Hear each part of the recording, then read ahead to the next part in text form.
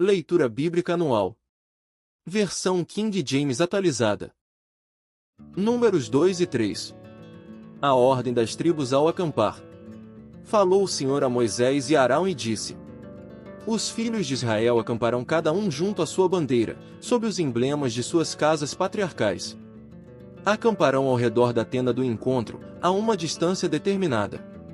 Estes são os que acamparão ao oriente, a leste. Os exércitos de Judá acamparão junto a seu estandarte. O líder de Judá será Naasson, filho de Aminadab. Seu exército é de 74.600 homens. A tribo de Issacar acampará ao lado de Judá. O líder de Issacar será Natanael, filho de Zuar. Seu exército é de 54.400 homens. A tribo de Zebulon virá em seguida. O líder de Zebulon será Eliabe, filho de Elon. Seu exército é de 57.400 homens. O número total dos homens recenseados do acampamento de Judá, de acordo com seus exércitos, foi 186.400. Esses serão os primeiros a levantar acampamento e marchar. Ao sul, a insígnia do acampamento de Ruben, segundo seus esquadrões. Príncipe dos filhos de Ruben, Elisur, filho de Sedeur. Seu exército, 46.500 homens. E junto a ele se acampará a tribo de Simeão, e Selumiel, filho de Zurizadai, será o príncipe dos filhos de Simeão. Seu exército, 59.300 homens. Tribo de Gade. Príncipe dos filhos de Gade, Eliasaf, filho de Deuel. Seu exército, 45.650 homens. Os recenseados do acampamento de Ruben, segundo seus esquadrões, são ao todo 151.450 homens. Esses levantarão acampamento e marcharão em segundo lugar. Assim que a tenda do encontro partir, o acampamento dos levitas estará no meio dos outros acampamentos. A ordem de marcha será a mesma do acampamento, cada um sob sua bandeira. A oeste estarão os exércitos do acampamento de Efraim, junto a seu estandarte. O líder de Efraim será Elisama, filho de Amiúde. Seu exército, 40.500 homens recenseados. Junto dele, a tribo de Manassés. Príncipe dos filhos de Manassés, Gamaliel, filho de Pedazur. Seu exército, 32.200 recenseados. Tribo de Benjamim. Príncipe dos filhos de Benjamim, Abida, filho de Gideone. Seu exército, 35.400 recenseados. Os recenseados do acampamento de Efraim, segundo seus esquadrões, são ao todo 108.100 homens. Esses levantarão acampamento e marcharão em terceiro lugar. A insígnia do acampamento de Dan estará ao norte, segundo seus esquadrões. Príncipes dos filhos de Dan, Aezer, filho de Amizadai. Seu exército, 62.700 recenseados. Junto dele acampam, tribo de Asser. Príncipe de Asser, Pagiel, filho de Ocrã. Seu exército, 41.500 recenseados. Tribo de Naftali. Príncipe dos filhos de Naftali, Aira, filho de Anã. Seu exército, 53.400 recenseados. Os recenseados do acampamento de Dan são ao todo 157.600 homens. Esses levantarão acampamento e marcharão em último lugar, todos seguindo suas bandeiras. Esses são os filhos de Israel cujo recenseamento foi feito a partir de suas famílias, suas casas patriarcais. Os que foram listados desses acampamentos, segundo seus exércitos, são ao todo 603.550 homens. Contudo, conforme o Senhor havia ordenado a Moisés, os levitas não foram recenseados com os exércitos dos filhos de Israel. Assim sendo, os israelitas realizaram tudo o que Yahvé tinha ordenado a Moisés. Eles acampavam junto a seus estandartes e depois partiam, cada um com seu clã e com sua família. As responsabilidades dos levitas. Eis a história da descendência de Arão e de Moisés, quando Yahvé falou a Moisés no Monte Sinai. Estes são os nomes dos filhos de Arão: Nadab, o mais velho, Abiú, Eleazar e Itamar. Esses são os nomes dos filhos de Arão, sacerdotes que receberam a unção e que foram consagrados para exercer o ministério sacerdotal. Nadab e Abiú morreram diante do Senhor, no deserto do Sinai, quando apresentaram uma oferta com fogo profano ao Senhor. Como não tinham filhos, somente Eleazar e Itamar serviram como sacerdotes durante a vida de Arão, seu pai. Então Iave disse a Moisés: Faze chegar a tribo de Levi e coloca-a à disposição de Arão, o sacerdote, eles estarão a seu serviço. Encarregar-se-ão dos deveres que lhes cabem, bem como dos deveres de toda a comunidade, na tenda do encontro, ao ministrarem no tabernáculo, a habitação. Cuidarão de todos os utensílios da tenda do encontro e encarregar-se-ão daquilo que compete aos filhos de Israel, ao ministrarem no tabernáculo. Darás, pois, os levitas, como servos, a Arão e a seus filhos, eles lhe serão doados pelos filhos de Israel. Designarás Arão e seus filhos e eles desempenharão o ofício sacerdotal. Porém, todo profano que se aproximar será condenado à morte, sumariamente. A eleição dos levitas. Iave falou mais a Moisés e disse: Vede que eu mesmo escolhi os levitas do meio dos filhos de Israel, em lugar de todos os primogênitos, aqueles que entre os filhos de Israel abrem a madre, portanto, os levitas são meus. Assim, todo primogênito me pertence. No dia em que feri de morte todos os primogênitos na terra do Egito, consagrei a mim todos os primogênitos em Israel, tanto os dos homens como os dos animais.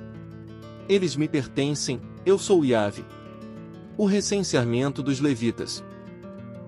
E o Senhor falou a Moisés no deserto do Sinai, ordenando: Recensearás os filhos de Levi segundo suas casas patriarcais e de acordo com seus clãs familiares, recensearás todos os homens da idade de 1 mês para cima. Moisés os recenseou conforme a ordem de Iave, de acordo com o que o Senhor lhe havia ordenado. Estes são os nomes dos filhos de Levi: Gerson, Coate e Merari.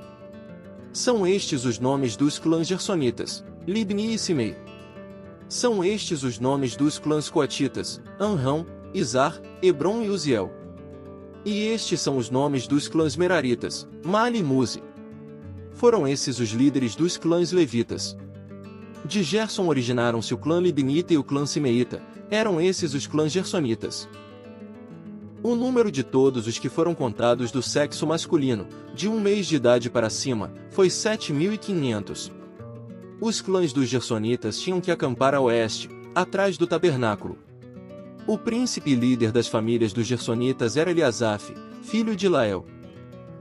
Os filhos de Gerson tinham, na tenda do encontro, a responsabilidade de zelar do tabernáculo, da tenda e da sua cobertura, do véu, a grande cortina da entrada da tenda do encontro, das cortinas do átrio, do véu de entrada do átrio, a cortina que rodeia o tabernáculo e o altar, como também das cordas e de todos os detalhes que estavam relacionados diretamente com o serviço a eles outorgado.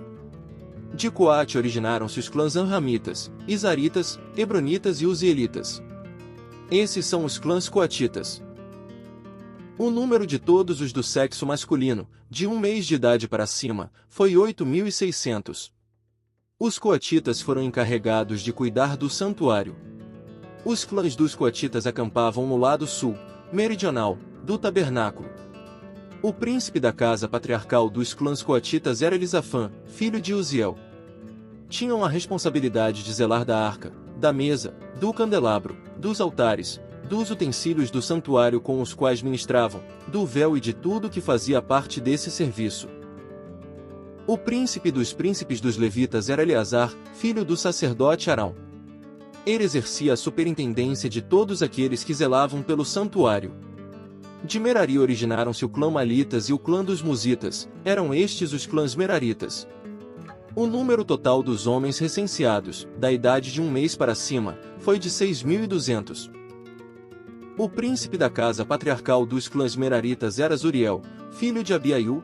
Eles tinham de acampar no lado norte, setentrional, do tabernáculo.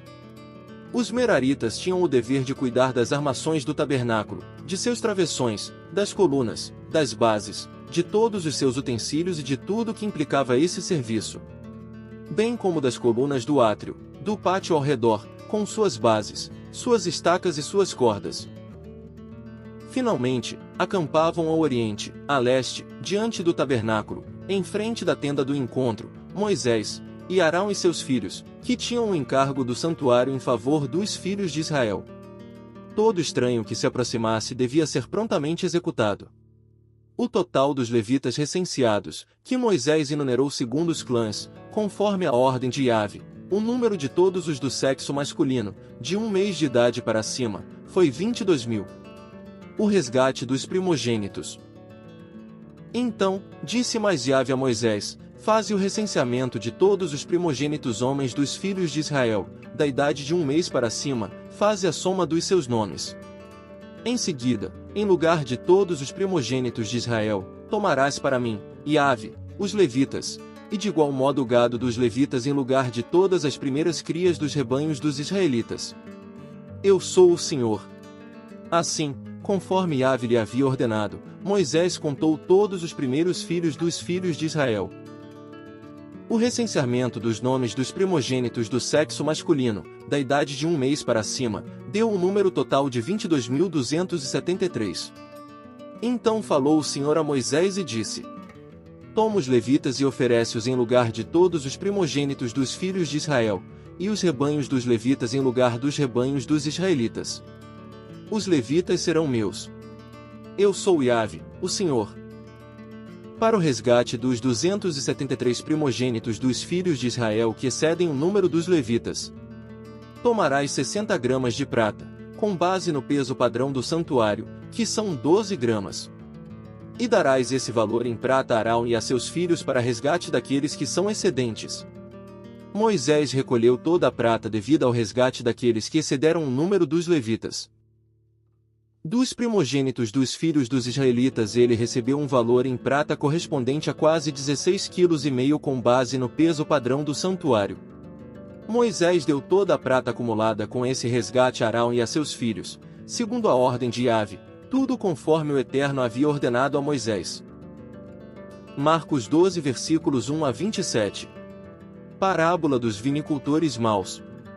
Jesus então passou a ministrar-lhes por meio de parábolas. Certo homem plantou uma vinha, ergueu uma cerca ao redor dela, cavou um tanque para esmagar as uvas e construiu uma torre de vigia. Depois arrendou a vinha para alguns lavradores e partiu de viagem. Chegando a época da colheita, enviou um servo aos lavradores, com o objetivo de receber deles sua parte do fruto da vinha. No entanto, eles o agarraram, o espancaram e o mandaram embora de mãos vazias. Então lhes enviou um outro servo, e também lhe bateram na cabeça e o humilharam. E enviou outro ainda, o qual assassinaram. Então enviou muitos outros, mas a alguns agrediram e a outros mataram. Finalmente, restava-lhe enviar seu próprio e amado filho. A este lhes enviou com a seguinte intenção: a meu filho respeitarão. Todavia, aqueles lavradores combinaram entre si: este é o herdeiro.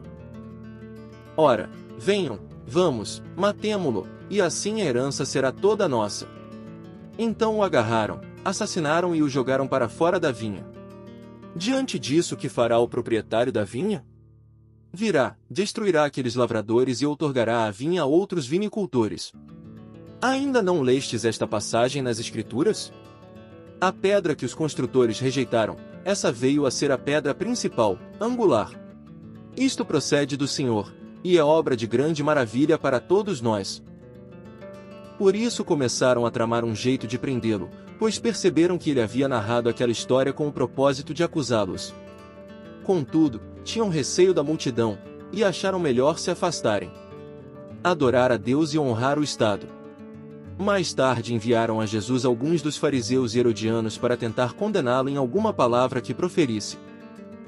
E, ao se aproximarem, lhe questionaram: Mestre, sabemos que és verdadeiro e que não te deixas influenciar por ninguém, pois não te impressionas com a aparência exterior das pessoas, mas ensinas o caminho de Deus em conformidade com a mais pura verdade. Assim sendo, diga-nos, é lícito pagar imposto a César ou não? Devemos pagar ou podemos nos recusar? Jesus, porém, conhecendo quão hipócritas estavam sendo, lhes inquiriu: Por que me tentais? Trazei-me um denário para que eu o examine. E eles lhe trouxeram a moeda, ao que ele lhes indagou: De quem é esta imagem e esta inscrição? Ora, de César, replicaram eles. Então Jesus lhes asseverou: Dai a César o que é de César e a Deus o que é de Deus. E todos ficaram pasmos com ele. A ressurreição de todos os mortos.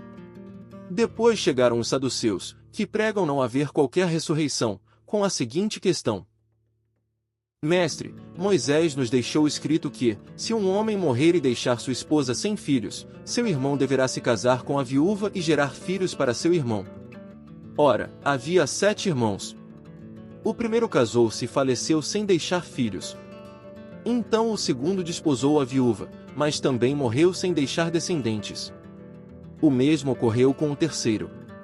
E, dessa forma, nenhum dos 7 irmãos deixou filhos. Finalmente, faleceu também a mulher.